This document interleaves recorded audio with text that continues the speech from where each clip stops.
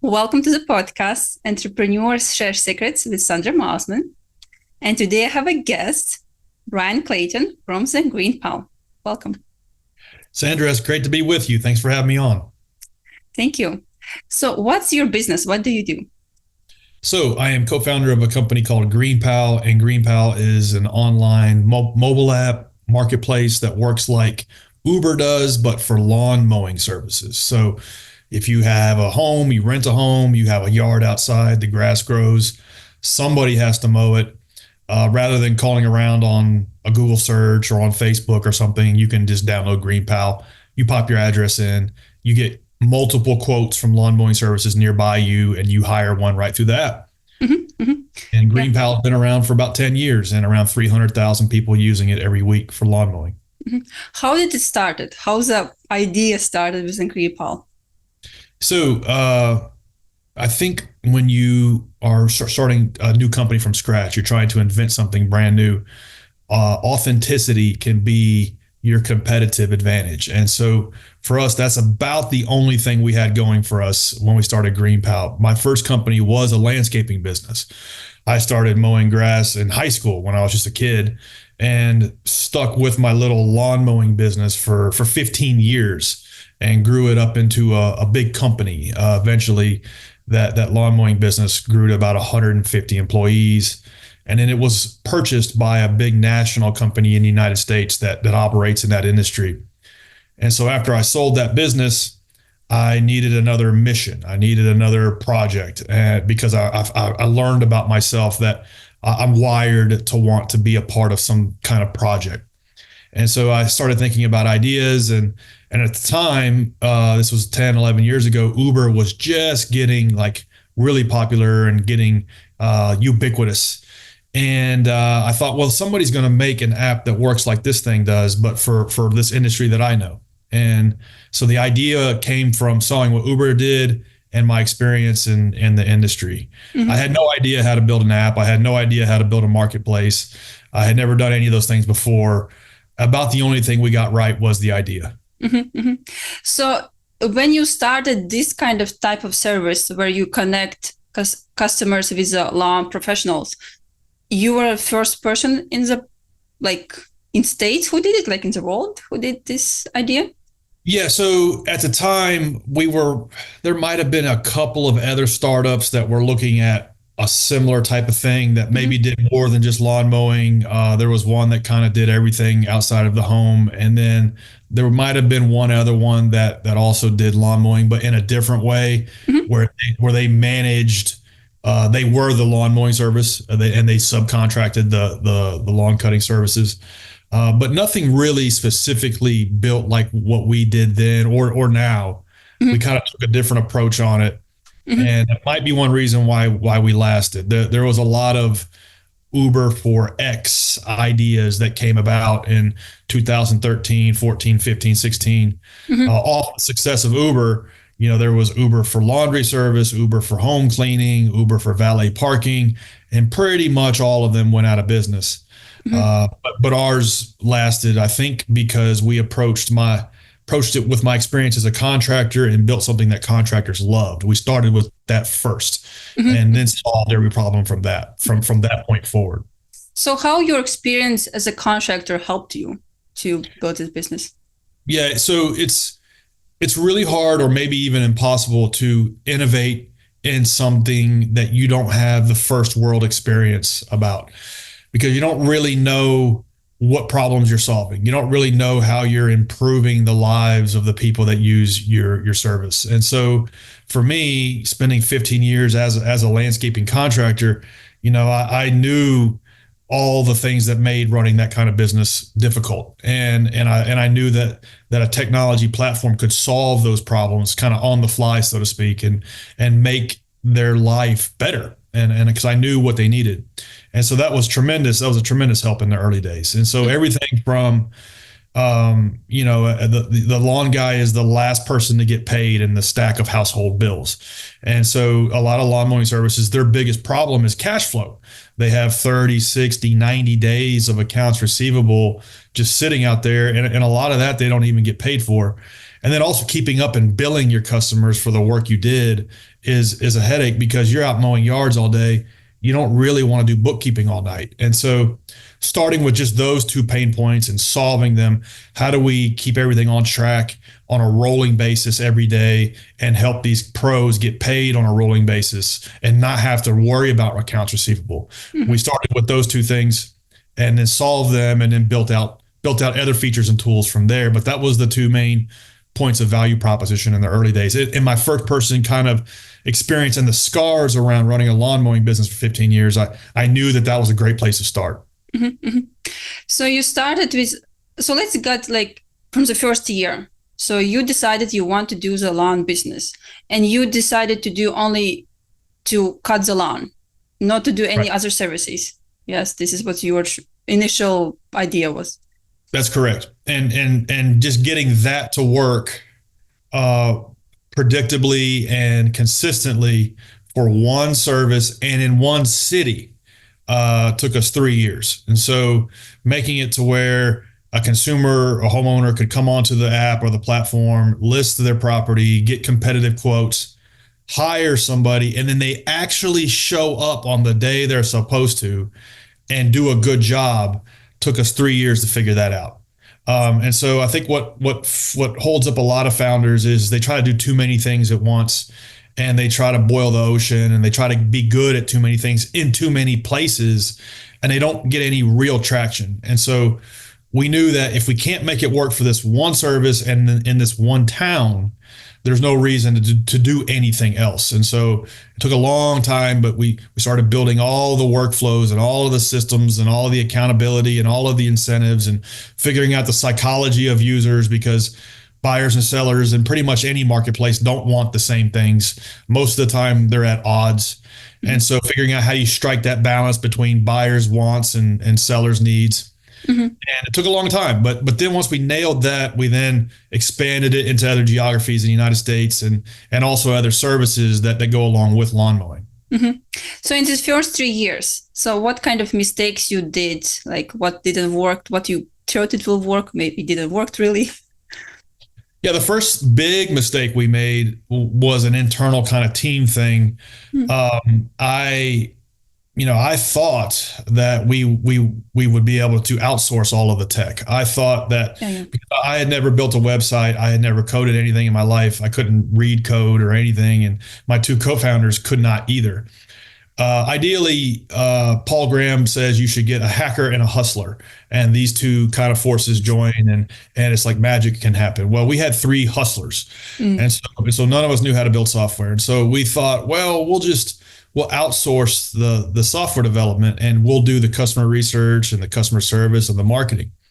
We tried to do that, and we wasted a year and $150,000 paying a local development shop to build what we thought the app should be.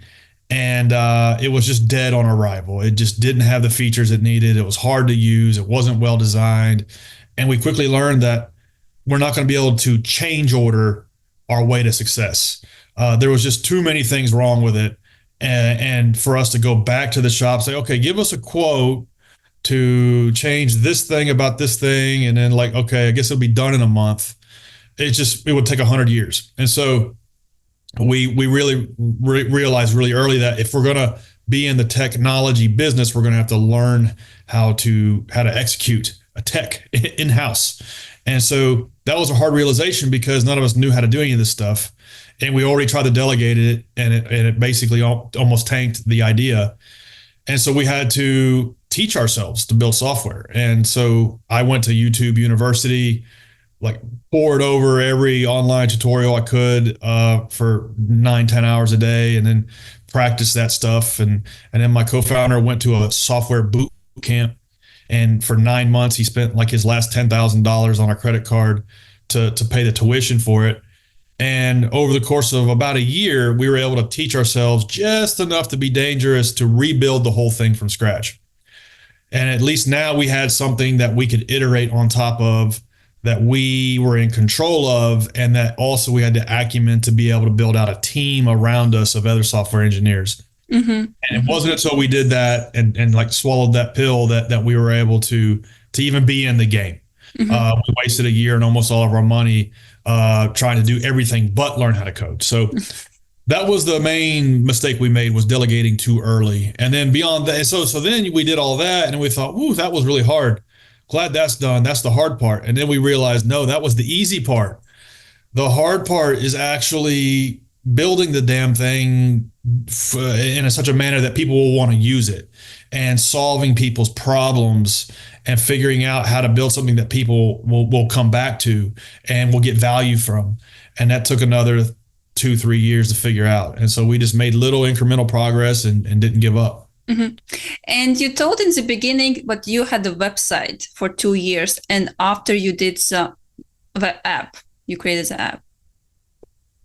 That's correct. So what we, like I mentioned earlier, we didn't know how to do anything. And so first place we started was becoming a decent, web developers. And so I became the world's worst front end web developer. And my co-founder became, he was pretty good, actually, pretty good back end programmer. And so the two of us so, well, we got to have a website. We don't want to be like an app only company.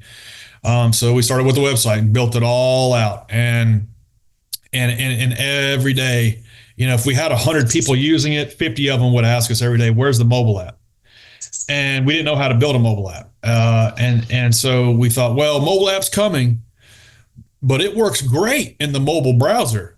Just use that. And so we would have to tell people that all day, every day. And that was actually a good thing for us, because we were able to iterate and like go through change cycles very quickly in the web. It's like 2 or 3 times faster and easier to iterate on a web product than it is a mobile product, because you got to go through app store approvals, and it's just harder to code. And so that was actually a good thing. We were able to kind of get in the zone of what users wanted and get into the zone of a basic feature set that we could then create one scope of work and launch the first version of the mobile app and kind of start off on the right foot. Mm-hmm, mm-hmm. Whereas if you don't know what the hell you're doing, trying to experiment and explore your way to success in just a mobile app is a lot harder than a website. Mm-hmm, mm-hmm. How do you estimate how much is cost law service? Like how this like workflow works from the beginning? So it's important to note that the lawn care services that use the platform set their own pricing. And that's important because this is not a commodity service. And so a lot of other startups tried to apply the Uber model to this use case, and it just didn't work. There's no way to give a flat rate ubiquitous across all preferences and conditions and contexts and locations. If you try to do that, the customer experience is not going to be good, because they're expecting a $37 lawn mowing when in fact their grass is 4 feet tall in reality. And it's going to take a lot more money than that to get it under control. So there's no way to create an algorithm that can just flat out price it. Now it can give a range, and that's what our system does. It says it's going to be between this and this, but the actual pricing comes from contractors looking at, okay, how big is the property? How many square feet is it? How close is it to other customers I already have? Do they want just one service? Do they want it for the whole season? That matters. What are their preferences? Do they want it perfect? Do they just want it knocked down? Maybe it's a rental property and they don't really care about, perfection. These things matter. So getting all of this data, collecting it from the consumer, actively and passively. So a lot of this data the consumer gives is actively. A lot of it we collect passively in terms of pulling down the square footage and the aerial imagery, the street imagery, packaging it all up so a vendor can look at it really quickly and submit a price that's tight to what the needs are, is how the system works. And so now a lawn pro can bid 10 of these in about 10 minutes rather than 2 in a day, because beforehand they would have to drive out to the property, look at it, like haggle with you in the front yard, and it was just not a good experience for pro or consumer. And so we built a system that is just built just for this one thing. How do we get pricing turned around really quickly from contractors nearby you who are in your area, who want your business, who will stand up and do it for the price they say they will, and make that very seamless for both parties. So does the customer upload the picture of the lawn, or how it's They like how's can. the estimate? They can, and so that does help. So photos and videos of the condition of the property. The reality is we tested making that mandatory, Hmm. and signups and conversions went down by 90%. Wow. So we had to make it optional. And the sad thing is only about 10% of people opt to do it. So it's in a perfect world, yes, the consumer would take the time, take a video of the yard, take pictures of it, and maybe even give you an aerial diagram of their property boundaries and all the rest of this. But the reality is people are busy. They use this service because they want to save time. Hmm. They don't want to go through that hassle, and so they don't. Hmm. Nine times out of 10, they don't. And so it's the platform's job to scrape and search for all the other information we can, so a pro can quote it remotely and not have to drive out there and look at it. So you use the Google Maps you mentioned to like Yes, we see how big it is? use Google aerial imagery, Google Yeah. Street View imagery, also Zillow data we pay for. We also pay a couple of other services for square footage data Hmm. and yard size. Hmm. And then Hmm. we also have the data around, okay, this is the average price of the other transactions in that neighborhood. So we're able to serve that up to the consumer and the pro to kind of get them in the range. And then we also know, okay, if it's 3 or 4 feet tall, it's going to be 2 or 3 times more. So we're able to kind of modulate it into a range, but still the pro needs to submit that price because that ultimately they're the one that's going to be doing the job, and they need to be able to set that for themselves. Hmm. Hmm. So how do you make the pro does Everage customers lie how big is their property, or like maybe pro give you less money for how much it takes to lawn? Yeah, Like, so the square footage we're able to pull from city records, yeah, it's and pretty so, accurate. Yeah. so that is what it is, and then the imagery speaks for itself. So it's not really feasible for them to mislead professionals about what they have there. Now where it does get a little sticky is the height of the grass, because if Hmm. you only if you ideally you mow your grass every 7 days, and that's a normal job, but sometimes people forget, or the lawn care the last lawn guy disappeared, or it's a rental property and it went vacant. And, the grass can be anywhere from a foot to sometimes 4 feet tall, Wow. and depending on how tall that grass is grown, it can take more work, and so these prices vary depending on that. And so striking a balance between, okay, no, you're not going to get it done for $27, it hasn't been mowed in 6 weeks, and educating consumers along the way to expect that, and literally telling them 10 times on initial sign up, on the bids, on the email confirmation, on every single place you reiterate what to expect, and so they're not surprised by this. Is only That's the only way we've been able to not create a scenario where 5 people out of 10 use the app, and they're upset because they expected a 4 feet tall grass to be mowed for $27. Hmm. So, and, Yeah. and we only arrived there just through trial and error. Yeah. When we first started, we only had, we hustled up 100 people to use the app, and if 100 of them used it in a month, 97 of them were pissed off, and so we had to figure out a way to flip those numbers and only Hmm. make people upset, and so that took a long time. So what they were upset of? Because when the law person come to the property and they see but the grass is too long, they ask for more money. What was That's one scenario, and that's one out of about 1,000 things that can go wrong. So that one scenario is the one we just been talking about, but the guy didn't show up on time. He showed up late. He showed up a day early. His lawnmower blades were dull. His lawnmower deck was too small for the property, or it was too big and couldn't fit in the backyard. He left the gate open in the backyard, and the dog got out. He left grass on the back patio. I can go on and on and on and on and on about the 1,000 things that can go wrong with this service. and how we slowly just triaged around, okay, these are the 5 or 10 that are happening the most. Let's change the product and improve the experience so we can prevent those from happening, Mm-hmm. and make it where it's a consistent experience for consumers and professionals, Mm-hmm. because things happen on both sides, Mm-hmm. and so it took a long time. Yeah. So if this professional comes and he do these mistakes over and over again, is he banned from the system? So if the system is architected in such a way that if you make your customers happy, you excel. If you don't, you don't do well, and you get demoted and expelled from the platform. And so there's several ways we measure that.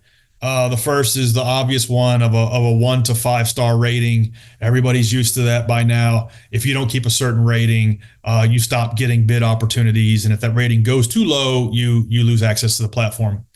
And the two other primary signals are and what we call the ongoing rating, which means, okay, you mowed it one time, but what percentage of the time are you getting booked for the rest of the lawn mowing season? That is a passive indicator that consumers give. They don't explicitly give that, but they vote with their feet, so to speak. Mm-hmm. And we're able to tell very keenly who's good and who's not. Because if you're not getting booked for ongoing mowings, it means you're not making your customers happy. Mm-hmm. And then another rating that's very important is what we call reliability rating, which is simply, did you show up on the days you were supposed to service your clients' properties? And that actually is the most important thing.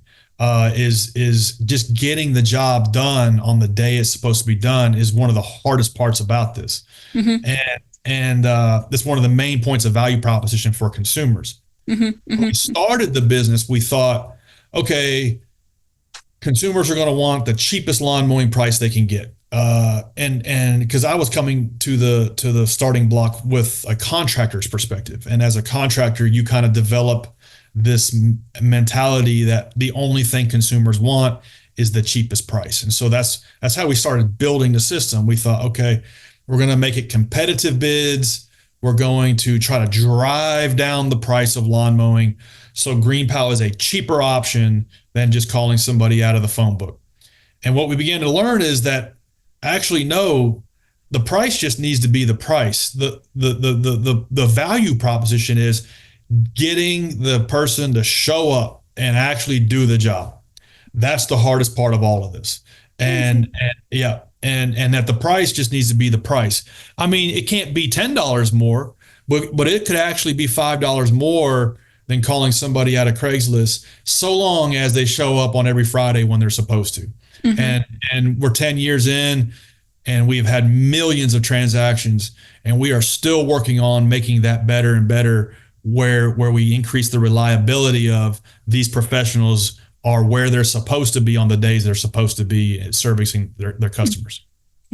When you so you told the professionals have their own app to sign up. Yes, you mentioned in our interview before. Pro app and a consumer app. Yes. Do you interview with them, or they just sign up for the app and they're ready to go to accept the orders? So the first 500 or 1,000 contractors, mm-hmm. I had a personal relationship with. I hand concierge them onto the platform, had to pitch them on the idea of what we were building, because a lot of the features weren't there yet, and it was very clunky, and it barely worked. And so I hand cranked the first 500 or 1,000 of these professionals in the first 3 or 4 cities we operated. And as time went on, I knew that we didn't want to be in the business of, first off, we didn't want to be in the lawn mowing business. We didn't want to be a provider of lawn care services. We're a platform that connects buyers and sellers. Mm-hmm. We don't actually sell lawn mowing. We don't actually do lawn mowing. We're a network of buyers and sellers. And so we wanted to eventually get there.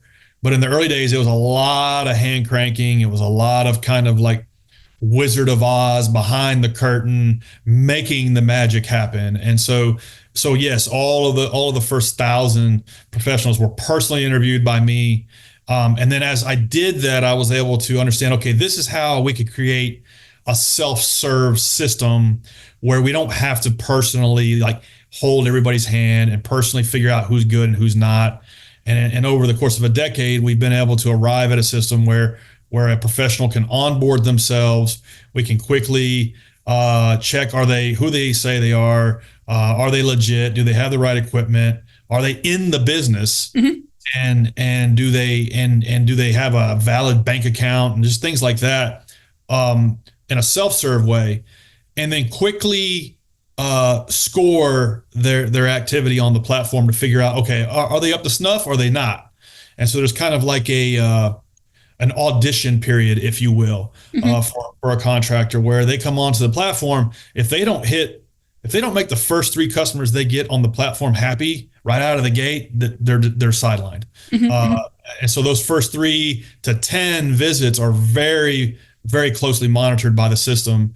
And then as they prove their reliability and prove themselves that they actually do a good job for their customers, then they slowly get more access to more and more leads for free. Okay, I see. Yeah.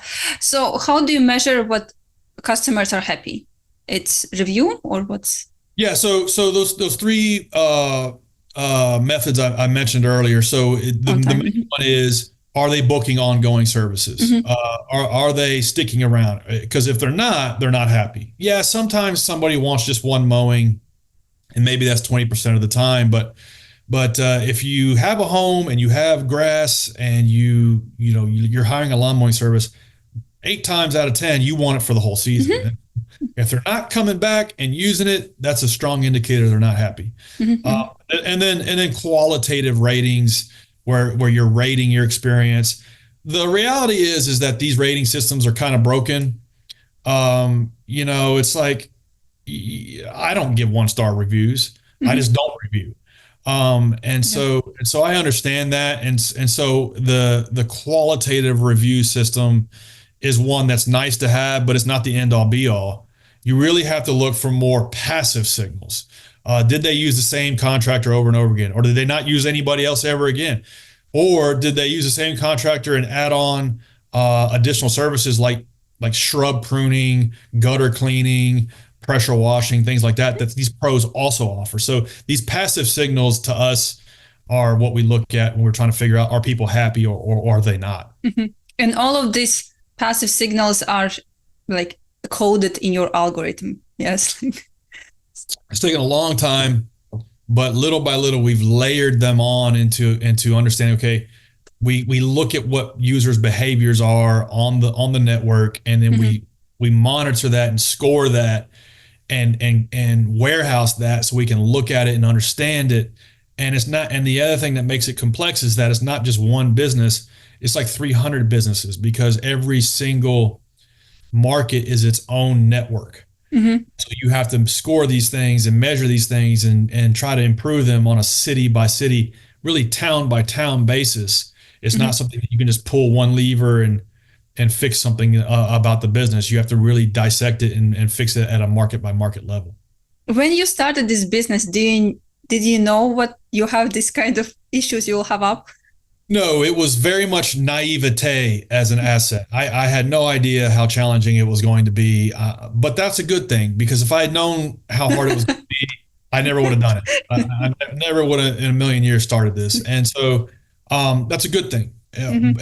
And it's almost like levels of a video game. You just work through one level at a time, and every level has got its own final boss, and every level is going to be more challenging than the one before it. And that's just embracing that, I think, can be helpful as a founder. And you always want to like believe as a founder that if you just build this feature or hire this person or solve this set of problems, that you'll be good for a Mm-hmm. while, that you'll be done for a while. And the reality is, no, like, you solve these 3 things, and that means you get 5 more.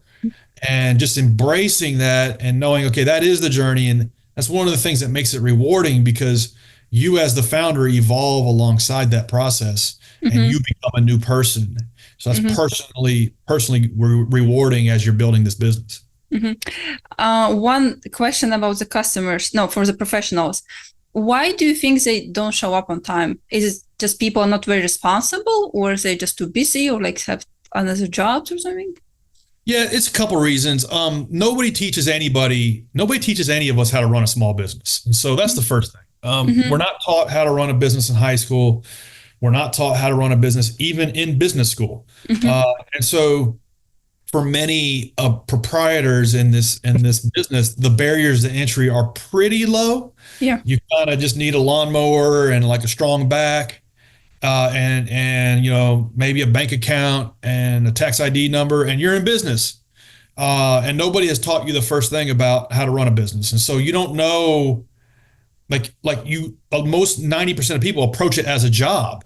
It's like, oh, I'm sick today. I don't feel like coming in, or I got to get my kid to school, or Mm, you name it. It's my kid's birthday, yeah. or life happens, and Yeah. so they look at this like a job, Mm, and it's not a job. It's a business, and so that's probably the main reason why the customer experience traditionally and these types of home service businesses is pretty low, because most of the entrants have never been taught how to run a business, and there is nothing holding them accountable other than the marketplace and these negative interactions with customers. And most proprietors develop a sense of, well, these dumb customers are just unreasonable and they don't understand. I had to take my kid to school, and that's just give an example. And so mm-hmm. that's one of the reasons. And so there's that. The next is that it's hard. It's really hard. If you're gonna make a successful living as any kind of home service professional, it is a 7 day a week thing. Your phone is always on. You have to deal with weather, equipment, God forbid, employees. If you're trying to make that step, Mm-hmm. there's about 10 different taxing authorities always stinging you, and you got to make sure you're paying them. Organizing all of this stuff and being where you're supposed to be. It's really, really hard. It is a full contact sport. And so that's another reason. It's like 95% of people don't know how hard it is to run one of these kinds of businesses. Mm-hmm. Mm-hmm. I Yeah. saw a meme the other day. It was kind of funny. It was a picture of Charles Oppenheimer from the movie Oppenheimer, and it's the scene from the movie where he's like very pensive, thinking about something in his recliner, and he's completely naked, and his legs are crossed, and he's thinking about something. And the meme is a picture of that, and underneath the meme it says, "Me thinking about quitting my corporate job just to say screw it and go start a coffee shop." And I'm like, what the author of this meme does not know is that they will work 10 times harder on this little coffee shop than they ever worked at their corporate job for about half the money for about 5 years. Mm-hmm. And they may never make the money that they're making at their corporate job. And they will work 7 days a week, and their life will be miserable for a period of time. And so that's the conception of most people who don't run a business as to what's happening behind the scenes. They have no idea. And so all that to be said, these are some of the reasons why the lawn guy doesn't show up. Mm-hmm. And so why a platform like ours that helps hold all of these things accountable and modulate all of these things. Are we the boss of these providers? No, but it is a system that everybody is interacting with that helps kind of the whole thing run smoother than it would otherwise. Mm-hmm. Mm-hmm. Yeah, I see. Yeah. I like the analogy about running the business. You just work 24 hours, 7 days a week. Yeah, and nobody knows that when you're first, Yeah. until you get in, Mm-hmm. and then you have to make the decision. Okay, is this worth it or is it not? Yeah. And every single business owner, every single founder, it doesn't matter if you're running a tech company or you're running a dry cleaning service, comes to that realization that this is a lot harder and a lot more work and a lot more involvement than I thought it was going to be. Mm-hmm. And Mm-hmm. they make a decision of, am I going to keep going or am I not? And Mm-hmm. and that happens to everybody. What's your education? Did you go to the business school or? I did. I went to, so when I was starting my first business, I mowed yards Mm-hmm. all day and went to business school at night. It took me like 7 years, but I did get a degree in business administration. Truth be told, I don't think I've ever used it. I probably could have saved all of that time and focused on my business and Mm-hmm. and would have come out ahead. But Mm-hmm. I did learn a few things in business school, but Mm-hmm. I try to tell kids these days that are thinking about going to business school to, maybe start a business for a year. See, start an online business. See if you'll learn more running your Mm-hmm. own business, for 6 months than you ever will in 4 years of business school. Mm-hmm. Mm-hmm. Yeah. What's the, do you think that what you have a partners, it helps you to not give up, or like you never thought to give up on your business? It can, yeah. So a lot of times, when it comes to partnerships, you really got to be careful because most time bad co-founder dynamics Mm-hmm. sink more businesses than not. And so when you're thinking about bringing on a co-founder, you really want to look for like your business soulmate, somebody who you just cannot imagine starting the business without. And the reality is most founders like rush into that decision, and you're going to be spending more time with this person than you are your actual spouse. And so you should think about it like with the same gravity of marrying your actual spouse. And so that's an important decision. But if you can get it right, it can help you in several ways. Ideally, this person has a set of skill sets you don't, and the two of you can focus on different corners of the business, and 1 plus 1 is 5 or 10 or 100. Mm-hmm. So hopefully you get that right. And then there's this other weird thing that can happen, which to your question is like the benevolence to that person is kind of what can keep you going in those early years. You don't want to give up because you don't want to let them down, and vice versa. Mm-hmm. Now, I have seen and I have had co-founders that had no problem withdrawing their services from the project and not giving it their all, Mm-hmm. and letting their co-founders down. I've experienced that, and not with my current co-founders, but in other businesses, Mm-hmm. Mm-hmm. and I have seen that in other startups that can happen. So don't just think you automatically get that, Yeah.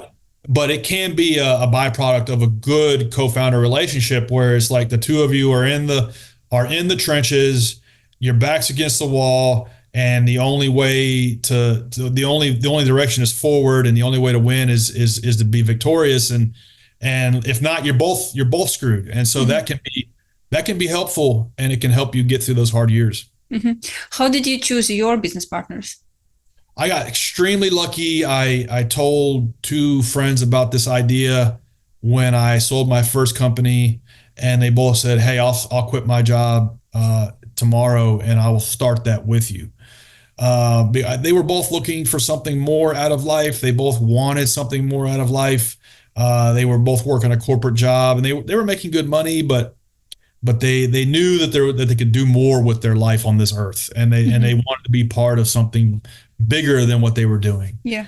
I was able to kind of see that and think, okay, well, we can figure the rest out, but at least we got that right, and Mm-hmm. and that's kind of what we did. And to my earlier point, these guys took a big pay cut in what they were making for a long time Mm-hmm. when they started GreenPal, and Mm-hmm. and that's the sacrifice they were willing to make. Mm-hmm. So you come from the business side, so you know how difficult it is to do the business. And these two guys, they didn't know how difficult to do the business. Did you like told them like it's fine, we will I get through tried, it? yeah, I tried to prepare them as much as I could that this thing was going to be a 7 day a week thing, and I think about half of it landed, but they quickly realized that, wow, this is a lot harder than we thought it was going to be, and truth be told, it was a lot harder than I thought it was going to be. Mm-hmm. My first company, I built to 10 million a year in sales, 150 people. I thought that was as hard as it gets. And so when we started GreenPal, I was thinking this was going to be easy because it was going to be software, and we wouldn't have all these. I wouldn't have all these pesky employees and Mm-hmm. equipment and things like that. And I quickly learned that this is 10 times, maybe 100 times harder, because we're inventing something from scratch that does not exist in the world, and that's a lot harder than just running a traditional type of business. And Mm-hmm. so it was a lot harder than I thought it was going to be. Mm-hmm. But the two of them hung in there with me. It was almost kind of like they didn't have a choice because maybe they could have gone back to their corporate gigs, but I don't think they wanted to. And so we had no choice but to sit in this windowless office 6, 7 days a week for 3 or 4 years until we figured it out. Mm-hmm. Mm-hmm. So how did you got your first customers? Did you, yeah. in the beginning? How do you get your first customers? So we launched the first version of the app, which was actually the version we paid a development shop to Yeah. build. We had to have something to kind of experiment with and just figure out, is this an idea that's worth pursuing? And so we did kind of push that into the market, and we had no users. And you know, if you build it, they will not come. Mhm. And we had to figure out a way to hustle up people to use this thing that we had paid $150,000 to build. And we had no idea how to do that other than just to pass out door hangers. And that's what we did. We went to vistaprint.com, made a terrible design. Actually, we might have gotten somebody on Fiverr to do a design, and then printed up 100,000 of these things and just started handing them out to people's doorsteps in Nashville, Tennessee, where we live. And we were able to get our first couple hundred people to try the product that way. And it wasn't a way to build a business, but it was a way to figure out if we were on the right track or not. And it was a way to figure out what we got wrong, what assumptions were correct, and where do we go from here. So it was kind of a way to get from level 1 to level 2. Mhm. And then going through that, we began to understand that, okay, well, how do you normally find a lawn care service? We would ask people this at their kitchen table, and Mhm. they always kind of like answer the same way. Well, you know, if I don't see anybody outside mowing the neighbor's yard, I would just go to Google and Mhm. look for a lawn mowing service nearby me, and I would just call the people on the results. Mhm. Kept hearing that over and over again, and we thought, okay, well, we'll just do that. We'll just be on Google, Mhm. and then we started to realize, damn, however hard this thing is building this platform, ranking in Google is also like another journey and is another mountain to climb. Like I think it's harder than building the damn thing in the first place. Mhm. Mhm. And we started kind of like peeling the layers of the onion away of, okay, this is what a user acquisition strategy could look like. This is what a content strategy could look like, and let's just get started. And so we started developing content around lawn mowing services in the towns we were operating, and developed our inbound strategy from there. And that took 3 or 4 years to get some traction on, but that's still how we get 60-70% of people that Mhm. use the platform is through a simple Google search. Mhm. Yes, I did the Google search for law service in Camarillo, like where I'm located. You ranked first. You were What town? in Camarillo. It's 100, like it's next to LA. It's close to Los Angeles. Oh, okay. Yeah. It Nice. was like all page was custom made from Camarillo, like all the keywords from Camarillo. It's also near, I think even like countries was. It was Yeah. very good, like great website. Yeah. And that's one page of probably 10,000 Yeah. that was handmade. Like it's not like, because so in the early days you could just blow out 100,000 of these landing pages programmatically and rank for stuff, but Google got smart over time and realized that those were actually crappy pages and stopped ranking them. Mhm. And so that page is handmade. That on that page we talk about who are the lawn mowing services nearby you. Mhm. We interview them. We get information about them. We surface that data, statistics about their business. So then you can kind of order them off the shelf, so to speak. Mhm. So that repeatable strategy, is one that we're still grinding on, in every little town in the United States. Yeah. And yeah, I think 10,000, 20,000 people in Camarillo. It's very small city. Awesome. Yeah. That's good news. Yeah. That's good news because that's where how far is it away from LA? 1 hour. 1 hour. Okay. So let's say we're going to launch LA. And what you don't realize is we're not launching LA. You're launching every single little town, community, suburb around Los Angeles. Mm-hmm. There's actually not that many people searching for lawn mowing services in Los Angeles. They're searching for people in Inglewood, Mm-hmm. and Riverside, Mm-hmm. and wherever, Santa Monica. Yeah. They're looking for people in their neighborhood. Yeah. So you don't just launch a landing page for a city and call it done. It's like it's got to be on a neighborhood by neighborhood level, and these things just take time. Yeah. Yeah. And all the keywords, all the cities was, yeah, I felt like this is landing page for my city, and it's very custom made and it's very organized, and I trusted it. I had the Nice. trust to like to use the service. So like, oh, this is like people next to me have a good reviews. I saw it. I think it's a very good Nice. strategy. Yeah. Fantastic. Well, thank you. That's it's 10 years of little by little improvements, and it's never done. You're Mm-hmm. always That's one of the fun things about SEO is and inbound content is that it never ends. It's Mm-hmm. always changing, and usually the direction you're going is just satisfying a user's search and Mm-hmm. making a user happy. And so Yeah. that's kind of the North Star you're always trying to get towards. Mm-hmm. Mm-hmm. Yeah. Do you invest in the ads, Google ads? We experiment with it, but we have never been able to beat the ROI of, okay, do we spend $50,000 this month on Google ads for one city, Yeah. or do we hire another content creator, content designer, another editor, and another strategist for content? Like, we've never been able to beat the ROI. Now, the ROI on those 4 hires I just mentioned is really hard to measure. Like, it takes a year. Mm-hmm. But we kind of have some pretty good, wet finger in the air of understanding, okay, if we put more money in content, we think we can get more traffic that way than just buying Google ads. Mm-hmm. I once heard the founder of Airbnb put it pretty good. He said that content is kind of like a chandelier of light, and Google ads is like a laser. And so if you look at it that way, like paid search can be like a laser. Mm-hmm. Let's say we really wanted to grow market share in your town and nowhere Mm-hmm. else. Mm-hmm. That would be a really good application for content ads. I mean, for paid ads. Yeah.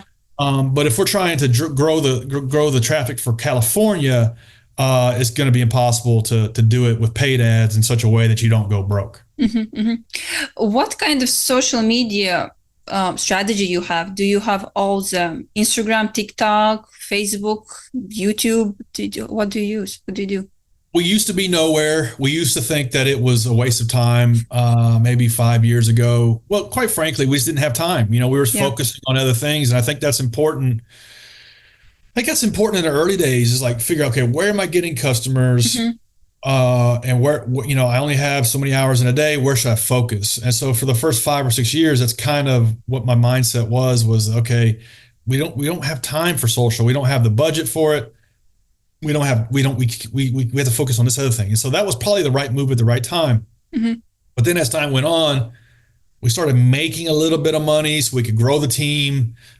We then began to invest in social, and we're looking at it the wrong way. We were looking at like all of our social media profiles as, okay, it still sucks. We're not getting customers from these places, Mm-hmm.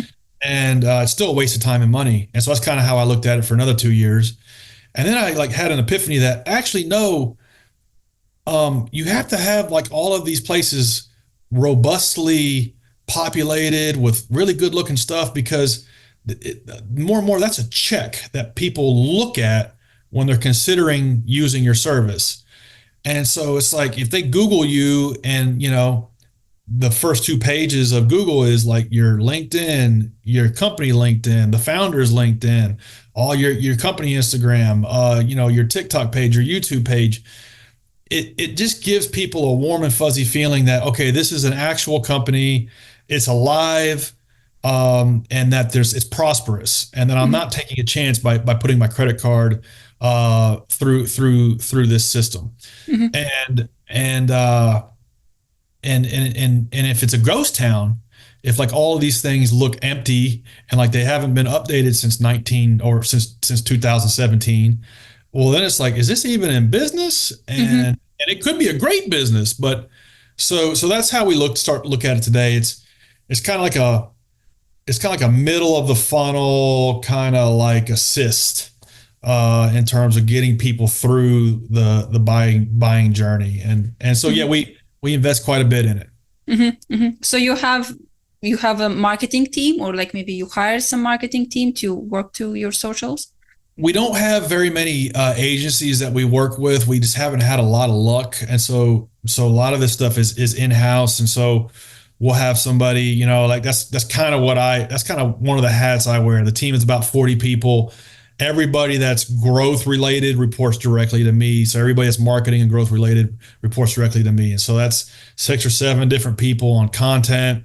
That's a full-time SEO strategist. And then Mm-hmm. we have one person that focuses on nothing but social, Mm-hmm. and he does all of the social media accounts. And so Mm-hmm. ideally we would grow into a full-time Instagram person and a full-time YouTube person.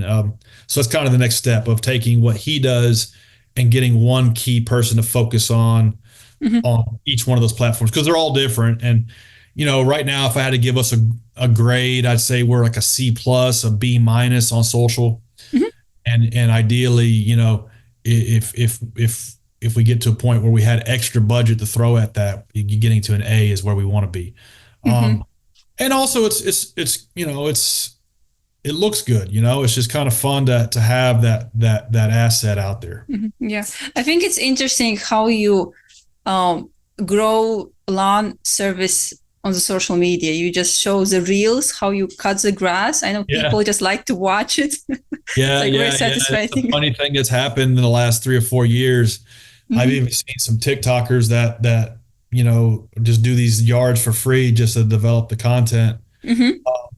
And if I could like duplicate me, I would have myself like reach out to some of these influencers and like sponsor them in such a way or something, or figure out a way to work with them. Mm-hmm. But it's just like, again, we're still, even though we're 10 years in, it's still day one. And I'm Mm-hmm. trying to figure out, okay, we got 300,000 people using the app, and we're getting, a couple 100,000 people a month coming to the property. How do we get those to 1 million? Yeah.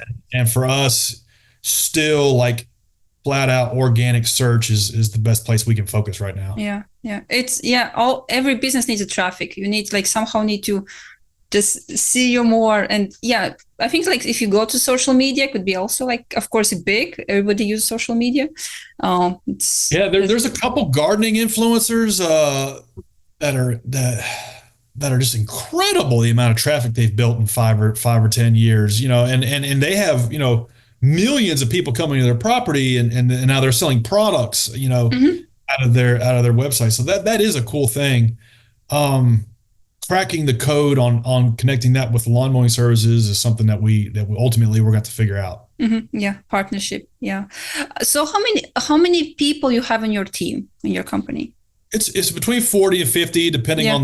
on what time of year. We're trying to actually decrease that. So when I was running my last business, it was 100 to 150 people at any given time, and that was just a big headache. And I didn't want to run that big of a business again. So right around 50 is like as big as I want the our head count to be. Mhm.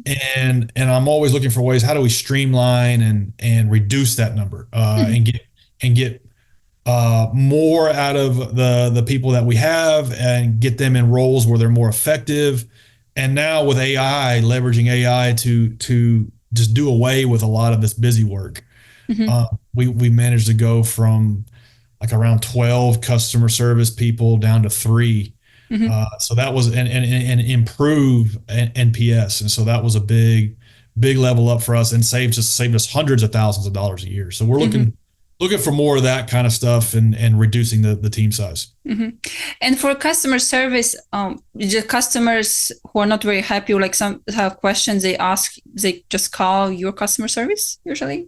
So it's important to note that a consumer that comes onto the platform is not a customer of GreenPal. The customer Yeah. is the lawn care service. They're the Yeah. ones paying for access to the platform. The consumer is the customer of the Lawn Pro. Mhm. So if they have a problem with the service, they didn't like it, we make it really easy for them to work it out with their pro, or push a button and get prices from other pros. So Yeah. they can work out the problem with the person they hired, or quickly replace them. And so that's what our technology does.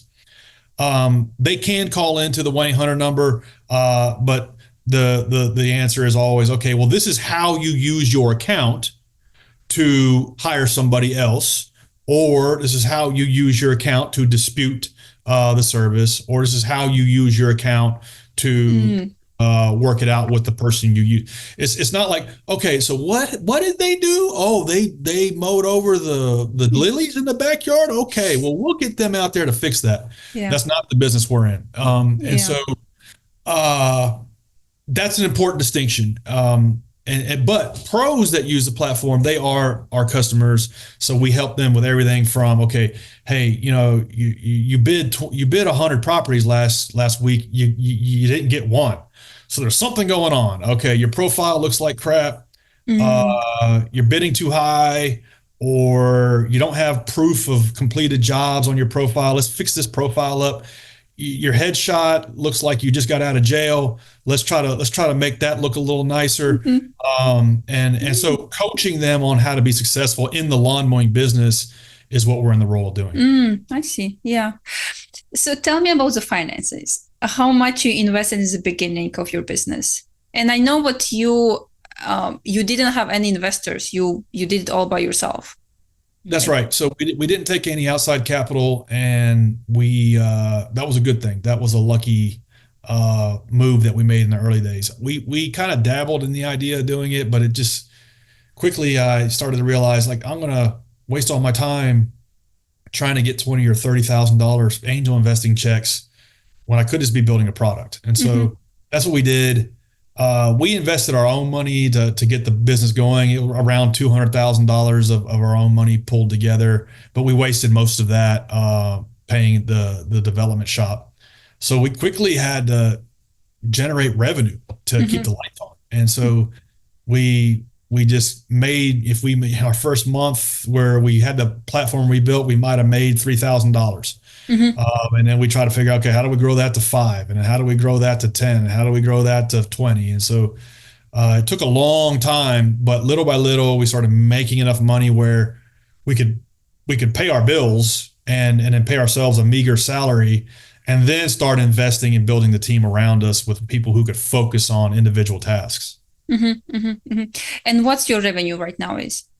The revenue of the platform is around $30 million a year, Mm-hmm. and we're growing 25-30% year over year. Mm-hmm. Yeah.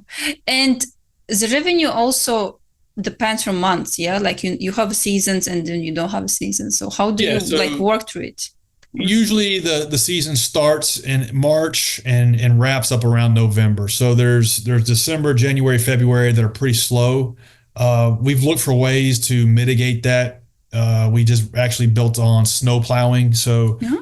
so in the northern states, anywhere that gets snow, you can use GreenPal to find a snow plowing contractor. Mm-hmm. A lot of times it's the same guy that was mowing your yard, or gal that was mowing your yard will Mm-hmm. also plow your driveway. So that's a nice complementary service. So we've tried to take it from going to a flat line to maybe getting cut in half. And so always looking for ways to extend the season to be year round is one of the challenges that we face. Yeah, yeah, I see. So what kind of advice you would give to the people who want to use your service, like to grow their own business as law professionals? Yeah. So the main piece of advice would be, well, if you're just getting started, like we talked about earlier, this is not a job. This is, you're owning a business. So that's the first thing. Like let's not have the mentality of being an employee with running this business. That means that you're going to have to sometimes, make things happen for your customers. If it's raining all day and or if it's going to start raining at 1 o'clock, you might need to get started at 6. So you can fit them in. Mm-hmm. So changing that mentality from employee to business owner would be one of the main things. The next thing is no successful business of any sort in any business in any industry was built on unsatisfied customers, and so you really gotta take care of these people that are hiring you, because you need them to continue to book services with you.